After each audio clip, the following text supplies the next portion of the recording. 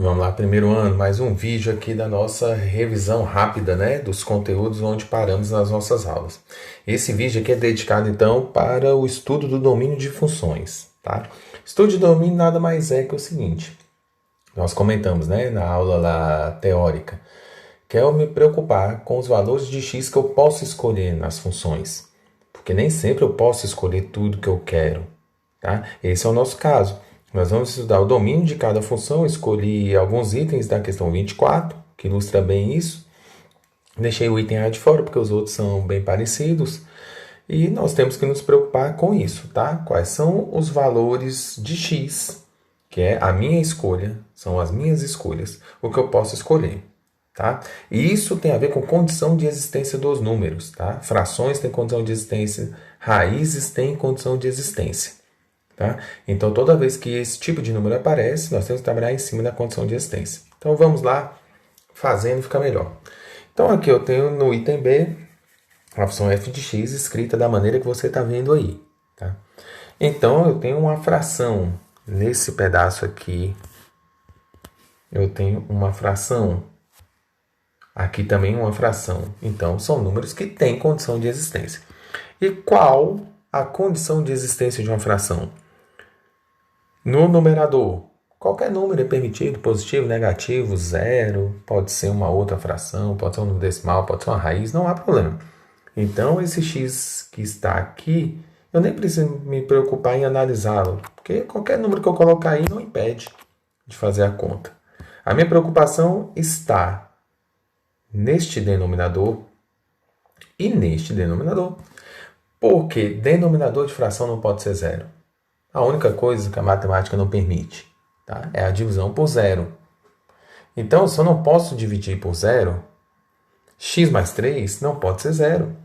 2x mais 1 não pode ser zero. Essa é a condição de existência na fração. Tá? Numa fração não permite divisão por zero. Conversamos bastante sobre isso em sala. Então, obedecendo essa condição, para que essa função exista, x mais 3 não pode ser zero. Então, eu digo assim, ó, x mais 3 é diferente de zero. E 2x mais 1 também não pode ser zero. Pode ser qualquer valor, só não pode ser zero. Então, diferente de zero. Aqui, gente, faça as contas normalmente do jeito que você aprendeu a fazer na vida, tá? Passo 3 para o outro lado, então fica x diferente de menos 3. E aqui, 2x diferente de menos 1. E x fica diferente de menos 1 meio. Então, nessa função f de x que você está observando aqui, não são todos os valores de x que você pode escolher, digamos, para fazer um gráfico. Quando você vai montar aquela tabela de x para gerar um y e fazer um gráfico. Por exemplo, menos 3 e menos 1 meio, você não pode colocar lá. Porque se você colocar, não tem como calcular essa função. Vai dar zero nos denominadores, eu não posso seguir em frente. Tá? Essa é a importância do estudo de domínio de funções. Ela é que vai basear as suas escolhas. Tá? Então, numa resposta um pouco mais formal, o domínio da função f fica assim, ó. X pertence aos reais, tal que x tem que ser diferente de menos 3 e também diferente de menos 1 meio. Certo? Próximo item. Então, é assim que a gente trabalha, tá? Domínio de função. No próximo item aqui, no item C, novamente uma fração. Então, já sei que de fração não pode ter zero no denominador. No numerador, qualquer número me vale. Então, x mais 1, eu não preciso me preocupar se vai ser positivo, negativo. Ali não há preocupação. Pode deixar aí para lá. Vamos analisar onde é crítico. No caso aqui, no denominador da fração, que eu já sei que não pode ser zero. Mas aí, tenha cuidado, tá? Porque aqui tem outro detalhe. Aqui tem uma raiz. E uma raiz de índice par. Uma raiz de índice par, dentro dela, só pode ser valores positivos para ser real. Tá? Nós estamos trabalhando com funções reais. Dentro desse contexto de números reais que estamos trabalhando nesse momento, dentro da raiz de índice par, eu não posso colocar números negativos. Então, o zero dentro de uma raiz até é permitido. Raiz quadrada de zero é zero. Nessa condição, nesse contexto do item C, é que eu não posso utilizar esse zero. Porque senão, de toda maneira, você vai ter um zero no denominador que não é permitido. Então, a condição para que essa função aqui exista, que essa conta exista, é que esse valor 3 menos x, não é que ele tem que ser diferente de zero, porque se ele for diferente de zero, ele pode ser negativo. E negativo não é permitido aí dentro. Então, eu só posso colocar quem? Os números positivos. E a forma de dizer que esse 3 menos x vai ser sempre positivo é impor que ele vai ser maior que zero. Concorda comigo que qualquer número maior do que zero é sempre positivo? E o zero não faz parte, porque não tem a igualdade aí. Fazendo as contas, então, menos x maior do que menos 3. Aqui multiplica por menos 1. X, e quando multiplica por menos 1, inverte a posição da desigualdade. É muito importante lembrar disso. Né? Fizemos vários comentários sobre isso. E assim você chegou na resposta. Então quer dizer que nessa função, várias coisas não podem ser escolhidas. Você só pode escolher aquilo que for x menor do que 3. Tá? Qualquer valor maior do que 3, que são muitos, não vai funcionar para essa função. Tá? Então, o domínio dessa função ficou assim estabelecido. X pertence aos reais, tal que x tem que ser menor do que 3. Certo? Próximo item. No próximo item nós temos aqui uma raiz e uma raiz cúbica. Falei sobre as raízes, né, no item anterior, no item C. Raiz de índice par para números reais funciona assim. Raízes de índice par não podem ter números negativos, né, nesse contexto de números reais. As raízes de índice ímpar pode. Por exemplo, se eu quero calcular a raiz cúbica de menos 8, eu tenho que procurar um número que multiplicado por ele mesmo 3 vezes dê menos 8.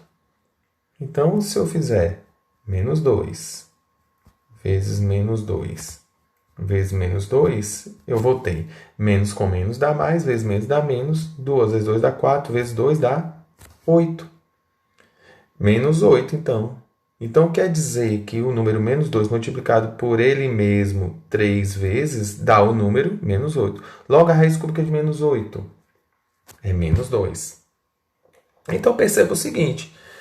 Para índice par não pode. Número negativo lá dentro. Para índice ímpar pode. Tá? Guarda essa informação aí. Então, agora voltando, vamos apagar aqui. Voltando para o item D. Raiz cúbica de 2x mais 3.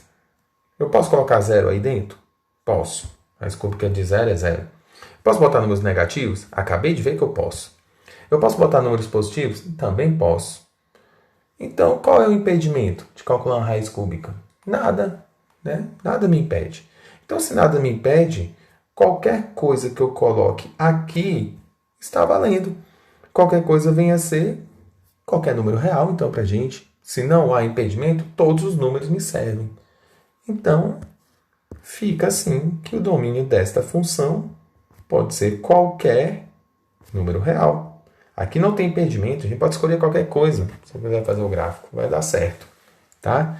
Então, assim, muitas vezes os exercícios mais simples é onde o pessoal dá uma certa complicada, né? Ou às vezes esquece de algum conceito, fica inseguro.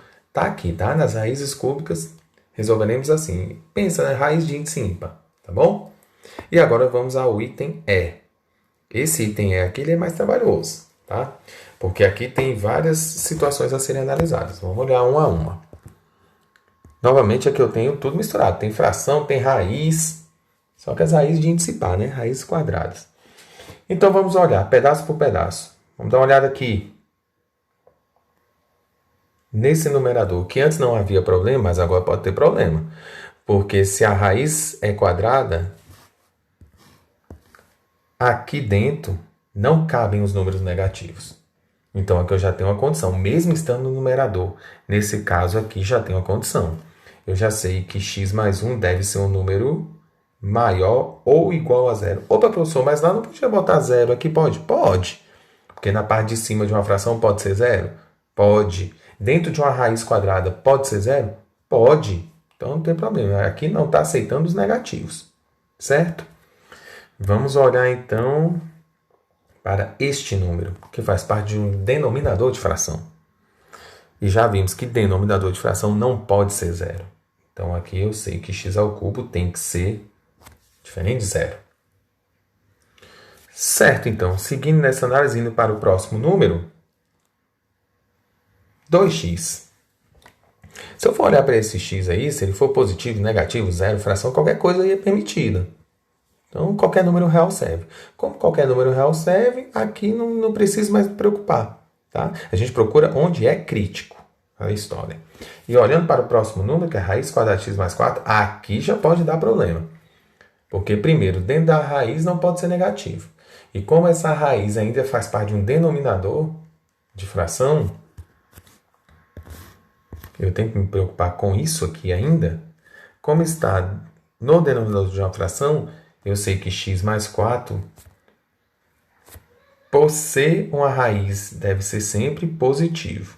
E por ser um denominador de fração, não pode ser igual a zero. Então, diferente desta raiz, eu não posso botar esse sinal de igualdade, tá? Senão você corre o risco de botar um zero lá embaixo e não pode botar zero lá embaixo. Pronto, estão aí as condições que a gente tem que analisar, tá? Eu vou chamar aqui, ó, condição 1, condição 2, condição 3. Na condição 1, as contas aqui estão simples de serem feitas, né? Fica x mais igual que menos 1. Na condição 2, vai ficar x diferente de zero, raiz cúbica de zero é zero. E na condição 3, eu vou ter que x maior do que menos 4. Agora aqui gerou um outro problema para dar solução. Porque x maior que menos 1 são muitos números, x maior que menos 4 são muitos, são tantos que a gente diz que é infinito. Então, eu preciso achar quais são os números que eu vou poder utilizar ou que eu não vou poder utilizar para que essa função exista. O negócio está muito amplo, a gente precisa fechar isso.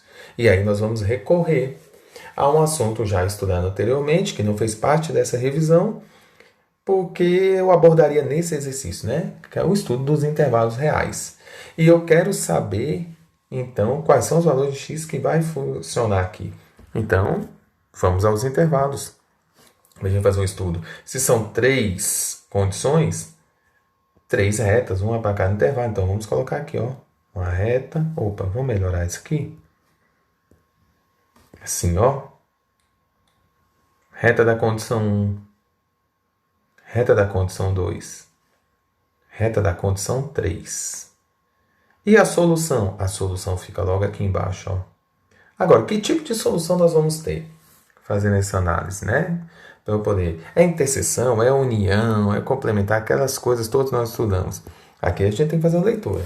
Eu quero saber o que vai funcionar para esse número, e esse número, e esse número. Pode ver o que eu estou falando. E. Quando eu digo E é o conectivo próprio da interseção.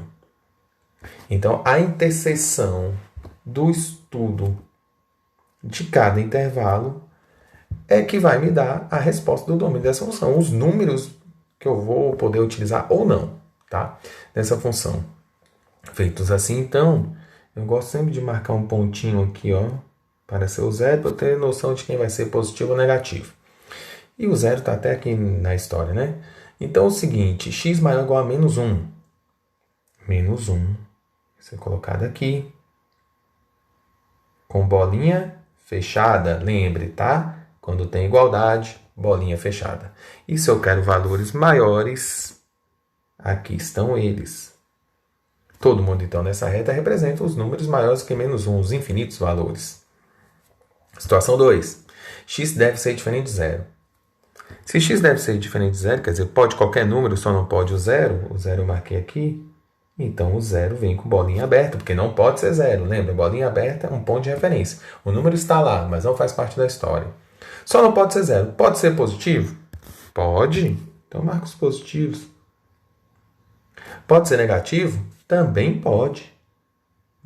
Só não pode quem? O zero. Então, tá aí a forma de representar de forma geométrica, né? A gente chama assim, as retas é uma forma geométrica de representar o que nós fizemos de forma algébrica.